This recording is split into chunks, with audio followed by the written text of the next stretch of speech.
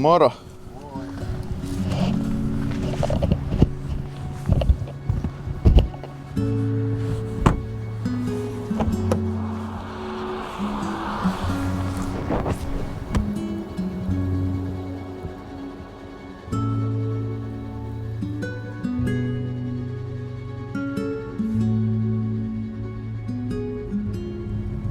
No niin Veikko, me ollaan täällä ailemassa sun kotiseuduilla. Joo, näin on. Nää on kyllä tuttuja maisemia. Ja onks mä koskaan kysynyt sulta, että miten sä aloitit tän tubettamisen? Jaa, en mä kyllä muista, onko sä koskaan kysynyt. Se on kyllä pitkä tarina. No mut kerro vaan. No, voinhan mä sen kertoa.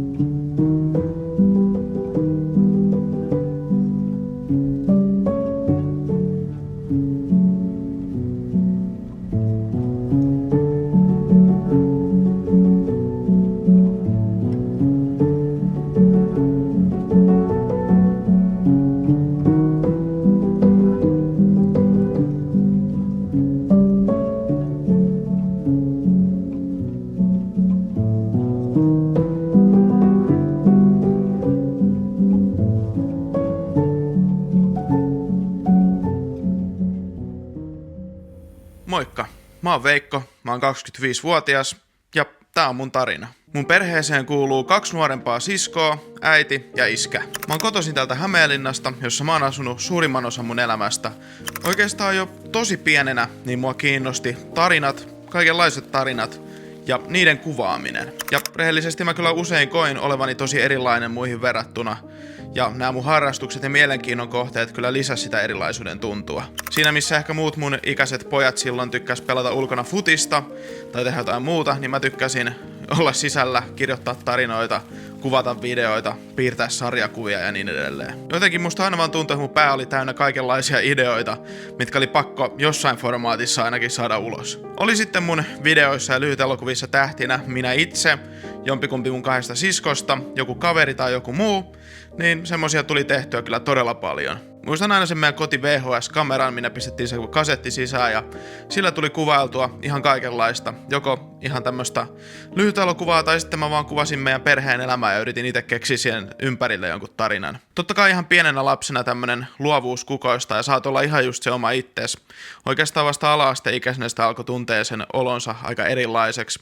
Mun paras kaveri ala-asteella, hän oli tämmönen, joka harrasti myös palettia, joten me jouduttiin aika usein silmätikuiksi tämän meidän erilaisuuden, niin sanotun erilaisuuden ja tämmöisen omanlaatuisuuden takia. Koska meillä oli just näistä tosi erilaiset mielenkiinnon kohteet ja omat jutut, niin se luonnollisesti siinä iässä monesti tarkoittaa sitä valitettavasti, että joutuu just vähän tämmöiseksi silmätikuksi muiden silmissä. Kyllä mä sanoisin, että ne ensimmäiset vuodet koulussa silti meni ihan hyvin. Koin, että sain olla oma itteni ja monesti olinkin tosi erilainen ja pukeuduin erikoisesti ja tein näitä omia juttuja, kaikki tiesi niistä ja siitä ei ollut mitään ongelmaa. Mutta sanoisin, että 4. luokan kohdalla tilanne alkoi muuttua. Se kiusaaminen alkoi pahentua, se mitä mä koin ei ollut mitenkään fyysistä, se oli enemmänkin semmoista henkistä kiusaamista, syrjimistä ja sitä, että saadaan olo semmoiseksi, että sä oot tosi erilainen ja sä et kuulu yhtään porukkaan ja oot tosi ulkopuolinen. Mun paras kaveri myös joutui vaihtamaan ihan koulua tämän kiusaamisen kohdalla, sillä se oli paljon rankempaa. Mutta kyllähän siinä sitten jäi aika yksinäiseksi. Mä usein muistan syöneeni yksin, mä muistan usein, että tämmöiset ryhmätehtävät ja muut tuntui tosi jännittäviltä ja välitunneilla aika usein hakeuduin vähän niin kuin omiin oloihin ja omiin maailmoihini sitten. Ja jossain vaiheessa tää syrjiminen ja tämmönen olo, mikä siitä johtui, alkoi olla vähän liikaa. Kouluun meneminen ja pääseminen alkoi hankaloitumaan aika isosti. Ja se koulun käytävät jo mielessä aamulla tuntui semmoiselta kylmältä ja ahdistavalta. Ja monesti sinne ei sitten päässytkään ja tuli poissaoloja. Ja se tietysti sitten ahdisti, että mitä tässä käy, kun joutuu olemaan koulusta aika paljon pois, eikä tunnu, että siellä on kivaa eikä sinne ole kiva mennä. Mutta siinä missä moni muu ehkä tämmöisten haasteiden edessä olisi voinut miettiä, että lopettaa sen oman harrastuksen. Kyllä me jollain tavalla koin, että mä yritin piilotella sitä, kuka mä oikeasti on, mutta kuitenkaan mä en lopettanut näitä juttuja. Mä itse asiassa pistin jollain tapaa jopa enemmän panoksia näihin omiin harrastuksiin, videoharrastuksiin ja muihin. En lopettanut ja niillä ajoin mä itse asiassa aloin julkaista videoita YouTubeen tosi nuorena 2011 paikkeilla. No niin, moro. Tässä on mun ihan eka tällainen blogi, missä mä niinku puhun jostain aiheesta. No niin, moro taas. Ei vitsi, mikä luukseri. Se on liian vaarallista. Elikkä joo, Tupekon oli oikeesti aika siisti tapahtuma.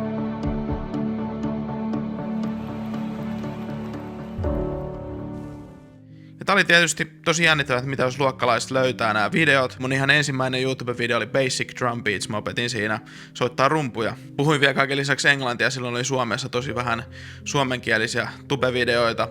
Niin siinä yhdisti tavallaan mun 2 sen aikaista harrastusta, rumpujen soitto ja sitten tää videoharrastus. Ja se oli mun ensimmäinen YouTube-video. Tässä kohtaa jo tuntui, että mä olin oikeastaan koko ikäni tehnyt videoita jollain tapaa. Mut jälkeenpäin katsottuna tää ensimmäinen YouTube-video oli vasta alkua. Jossain vaiheessa mä sain sitten muutamia kavereita mukaan tekemään näitä videoita. Me tehtiin paljon lyhytelokuvia, monenlaisia. Jotkut oli komedia-teemaisia, jotkut oli kauhuteemaisia. Ja mä muistan, että tällöin mä alkoi myös kiinnostaa teknologia tosi paljon. Mä katoin paljon muun muassa Apple-aiheisia englanninkielisiä YouTube-videoita. Mä muistan, kun mä sain mun ensimmäisen iPhonein, iPhone 3 GS:n. Ja mua varsinkin kiinnosti teknologia sen osalta. Ei niinkään ne speksit, mutta se, että mitä sillä pystyi tekemään ja miten se mahdollisti muun muassa mulle tämän videoharrastuksen. Eli mua kiinnosti kaikki kamera-editointisoftat jo tällöin tosi nuorena. Ja muistan aina miettineen, että miksei kukaan tee suomenkielisiä tekniikkavideoita. Niitä ei tohon aikaan ainakaan ollut. Mulla tapaa tää videoiden teko, siitä tuli pako tästä arjesta. Mä tein sitä tosi paljon ja se oli mulle semmoinen luova maailma, semmoinen oma maailma, mihin mä pystyin pakeneen, koska se arki ja koulunkäynti ahdisti kyllä todella paljon. Samaan aikaan kun mä mietin mun nuoruutta, se tuntuu tosi turvalliselta, varsinkin kotona, mutta myös tosi semmoiselta ahdistavalta koulumaailmassa. Ja sen takia, koska koti oli mulle se turvapaikka, niin siellä mä pysyttelin aika paljon. Mä en hirveästi viettänyt aikaa muualla, ja varsinkin se koulun käynti kyllä vaikeantui, mitä pidemmälle mentiin, varsinkin yläasteen kohdalla. Alkoi tulee tosi vakavia masennus- ja paniikkioireita, ahdistusoireita myös tästä koulunkäynnistä. Sinne pääseminen aamuisin oli yhtä tuskaa. Se oli vaikeaa koko perheelle, mutta myös tietenkin mulle se, että mä en päässyt sinne. Ja poissaoloja alkoi kertyä aika paljon tuossa 7-8 luokan kohdalla, ja sitä alkoi koulukin kyllä ihan tosissaan puuttuun, että missä mä oikein oon. Murrosika on totta kai kaikille hankalaa aikaa, ja oli se kyllä mulle erityisen hankalaa aikaa toi yläasteen alku ja yläaste. Totta kai tässä kohtaa jo tiedettiin koulussa, että mä teen YouTube-videoita, ja niitä ei aina pidetty mitenkään parhaassa valossa, ja ei aina niin kuin tykätty siitä harrastuksesta. Se oli myös aika harvinainen harrastus siihen aikaan. Montaa tubettajaa ei ollut. Nykyään kaikki nuoret tekee melkein jotain TikTok-videoita ja somepostauksia ja muuta. Silloin se oli tosi erikoista, että sä oot netissä, teet varsinkin tämmöisiä lyhytelokuvia ja muita, niin siitäkin tuli sitä kiusaamista. Ja yläasteella mulla oli muutama kaveri. Me oltiin vähän niin kuin niitä hylkiöitä yhdessä ja oltiin aika ulkopuolella siitä porukasta. Ja se kyllä niin kuin tuntui pahalta, suoraan sanottuna. Ja sitten mä muistan sen tunteen, kun alkoi tuntua vaan siltä, että mä en voi sille mitään, mä en pääse sinne kouluun. Se oli niin kuin ylitse pääsemättömän vaikeeta päästä sinne. Se oli niin kuin liian ahdistava maailma, se koulun maailma. Ja sitten 9 luokan mä vietin pitkälti kotikoulussa. Mun isä on opettaja, hän opetti mua. Mä kävin oikeastaan vaan tekemässä kokeet koululla. Ja sillä mä sitten suoritin yläasteen. Se oli tosi vaikeaa, mä en käynyt edes hakemassa todistusta kevätjuhlasta. En pystynyt menemään kohtaan muita nuoria sinne kouluun. Tässä kohtaa mun eristäytymisestä oli oikeastaan tullut kirjaimellista. Mä vietin tosi paljon aikaa yksin sisällä. Ja sitten totta kai jatkokoulun osalta suositeltiin monelta taholta, että mietitään tosi tarkkaan, kun mulla on ollut niin vaikeaa tää koulu ja koulussa käynti, että mitä me tehdään. Mulla oli kyllä selkeä visio. Mä olin ollut tästä videoharrastuksesta niin kiinnostunut jo niin pitkään, että mulla oli ihan selkeä, että mä haluan mennä opiskelemaan media-alaa. Koska musta tuntui, että tää oli semmonen turvapaikka, tää videoiden teko ja median maailma. Se oli semmonen paikka, mihin mä pystyin aina paeta muita ongelmia, joten totta kai tää koulutus olisi mulle hyvä. Ja itse asiassa se alkoi ihan kivasti. Ensimmäistä kertaa musta tuntui, että mä sain kavereita koulussa niin kuin vähän paremmin. Ensimmäistä kertaa musta tuntui, että mä en ollut ihan täysin ulkopuolinen, ja se tunne oli jotenkin jopa vieras ja pelottava tietyllä tapaa kaikkien näiden vuosien jälkeen, kun oli tottunut siihen tiettyyn rooliin, missä sä oot aina koulussa. Sä oot aina se eristyksissä oleva hylkiö, erilainen outo tyyppi, joka istuu yksinään, niin Tää oli jotenkin tosi erilaista ja jotenkin nämä vuodet, taustalla olevat kouluvuodet, masennus ja se ahdistus ja kaikki ne ikävät tunteet ei ollut hävinnyt, vaikka alkoi menee paremmin. Ja jossain vaiheessa alkoi itse asiassa tulemaan niin ylitse pääsemättömyksi, että mulla oli pakko jäädä koulusta pois. Ja siinä vuoden 2016-2017 taitteessa mä vietin oikeastaan monta kuukautta aika yksin eristyksissä, sängyn pohjallakin paljon. Musta tuntui siltä, että kun mä olin jäänyt pois koulusta, että mä en tiennyt mitä pitäisi tehdä seuraavaksi. Ja mä voin kyllä suositella, että jos sulla on vaikea paikka, niin älä jää arjesta, yhteiskunnasta täysin pois kelkasta. Se mitä mä aloin kokea silloin, kun mä olin niin paljon yksin, vaan perheen kanssa sisällä yksin, en käynyt missään koulussa, mulla ei ollut mitään rutiinia, niin se kyllä alkoi tuntua aika ikävältä ja siinä alkaa mieli kärsiin aika paljon. Musta tuntuu, että mä oon epäonnistunut tosi pahasti. Musta tuntui just, että mä olin jäänyt kelkasta pois. Mä en tiennyt mitä nuoret tekee, mistä nuoret puhuu. Mun ikäiset, mä olin jotenkin hukassa.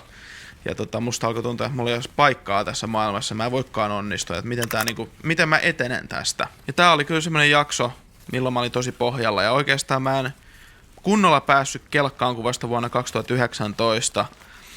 Siinä oli monta vuotta välissä, milloin me kyllä tehtiin perheenä esimerkiksi kaikkea. Mä kävin jopa ulkomailla Nitsassa, Pariisissa, Lontoossa, muissa maissa. Ja ne oli tosi kivoja reissuja tavallaan, mutta olisipa mä voinut tavallaan nauttia niistä enemmän.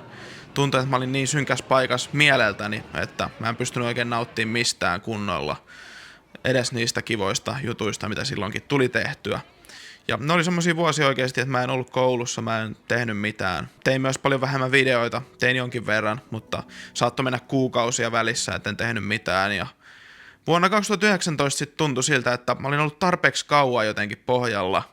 Alkoi tuntua sen uusi kipinä, mä aloin näkemään kavereita enemmän, mitä oli jäänyt sieltä mediakouluajalta muun muassa. Aloin tekemään enemmän videoita, yrittämään taas. Mitä enemmän sitä pistää itteensä ulos maailmalle, niin kyllä sieltä niin kun alkaa löytyä pala palalta asioita, mistä sä taas tykkäät, sä alat nauttia elämästä pikkuhiljaa, löytää sen uuden toivon ja uuden suunnan elämälle. Ja oudosti silloin, kun muu maailma korona-aikaa sulkeutui, niin mun maailma monella tapaa avautui. Mä koin silloin, että mä aloin olemaan osa sitä maailmaa, joka mä aiemmin koin, että oli hylännyt mut, ja jonka mä olin myös itse hylännyt. Vuonna 2021 mä muutin sen aikaisen tyttöystävän kanssa yhteen, me hommattiin kissa.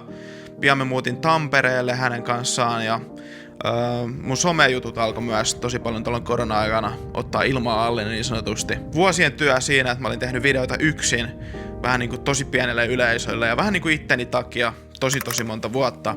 Niin TikTok-videot, kun mä aloin tekemään teknologiasta videoita mun mielenkiinnon aiheesta, niin se jotenkin resonoi ihmisten kanssa. Mä aloin tekemään niitä lyhyitä iPhone-vinkkejä, ties mitä kaikkea ja ne alkoi kerään tuhansia näyttökertoja, kymmeniä tuhansia, jossain vaiheessa jopa satoja tuhansia näyttökertoja. Ja pikkuhiljaa sit somesta tuli mun työ. Musta tehtiin lehtiartikkeli, mä pääsin kokemaan monenlaista siistiä somen kautta. Ja mun unelma monella tapaa oli toteutunut tässä vaiheessa. Mä olin päässyt sieltä pohjalta pois, se oli yksi iso juttu. Ja tää some, mitä mä olin aina tehnyt, mistä mä olin aina unelmoinut, että mä pystyisin tästä niinku tekemään mun työn ja hyötyyn ja elämään tätä elämää somen kautta, niin se oli toteutunut. Mun kanavilla tuli isoja saavutuksia, tuli 10 000 tilaajaa, tuli 10 000 TikTok-seuraajaa, 20 000, 30 000, 50 000, 20 000 YouTube-tilaajaa. Tuntuu, että kaikki menee vaan ylöspäin. Tiedättekö, se on mitä se on. Aina kaikki ei mene putkeen. Tässä viime kuukausina mun elämä muutti suuntaa oikeastaan täysin. Mä en usein puhu tällä kanavalla mun elämästä sen tarkemmin. Keskityn oikeastaan vaan tohon tekniikkaan ja kaikkeen muuhun. Mutta mä ajattelin, että mä teen nyt tämmösen pienen live update-videon, vlogin, mikä ikinä. Sitten tää vuosi 2024. Tää ei alkanut ihan niin kuin mä oletin ja odotin ja toivoin. Ero ja muutto Tampereelta takas Hämeenlinnaan porukoille oli kyllä alkuvuodesta tosi kova paikka. Tuntui, että mun somejutuilla meni yhä tosi kivasti ja niistä oli jotenkin silti vaikea nauttia. Me hommattiin meidän ensimmäinen toimisto ja oli montaa juttua siinä samaan aikaan, mitkä meni tosi hyvään suuntaan. Mutta oli taas semmoisen miettimisen paikka ja sen miettimisen, että mitä mä haluan seuraavaksi elämältä. Mikä on se seuraava suunta. Mutta niin kuin mä puhuin mun yhdellä videolla alkuvuodesta keväällä, niin kun yksi ovi sulkeutuu, toinen aukeaa. Niin kauan kun sä päätät selvitä, niin kauan kun sä päätät, että on aina jotain seuraavaa edessä, niin siellä on. elämä ei koskaan jätä sua taakse, jos sä et jätä elämää taakse. Tää vuosi lopulta ei ollut pelkästään hyvästien vuosi, tästä tuli uusien kohtaamisten vuosi. Mä löysin uuden ihanan suhteen. Tänä vuonna mä opin monta asiaa elämästä, mitä mulla oli vielä opittavana. Elämällä on tapana se, että se pistää oppeja sun eteen just silloin, kun sä tarvit ne eniten. Ja se on kyllä rauhoittava ajatus, että kävi mitä kävi. Kaiken aikaa. Mulla on ollut tää sama harrastus ja nyt työ mun tukena. Tää on semmoinen maailma, kuten mä sanoin, mihin mä oon aina voinut paeta. Aina voinut ottaa turvaa täältä. Se on semmoinen oma juttu. Se on tosi lähellä sydäntä. Ja lopulta onhan se niin, että ei muut voi sun onnea määrätä. Ei ne, jotka voi hylätä sut, tai ne, jotka voi saada sun olon tuntuu yksinäiseltä. Ei ne, jotka ei ymmärrä sua, tai edes ne, jotka ymmärtää sut, ei voi määrittää sun onnea. Jokaisen onni, se on totta, että se löytyy sieltä sisimmästä. Ja kun sä tän oikeesti tajuat, niin kuin sisimmissäs, niin kyllä se vaan niin on, että sä voit itse varmistaa, että sun oma tarina päättyy onnellisesti. Että niin, sillain se oikeastaan meni, että sillain musta tuli sitten tubettaja.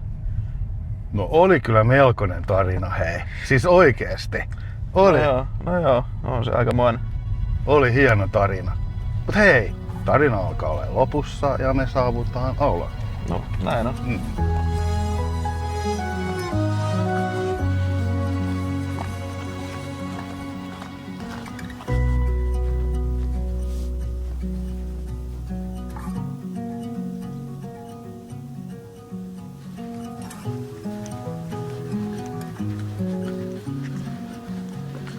No niin, perille saavuttu. Ei kai siinä. Aloitetaanko kuva? Aloitetaan vaan. I know that you're curious, I know that you're strong, but life can be furious and things can go wrong. You go, we're better off tomorrow, but who knows, if we get joy or sorrow.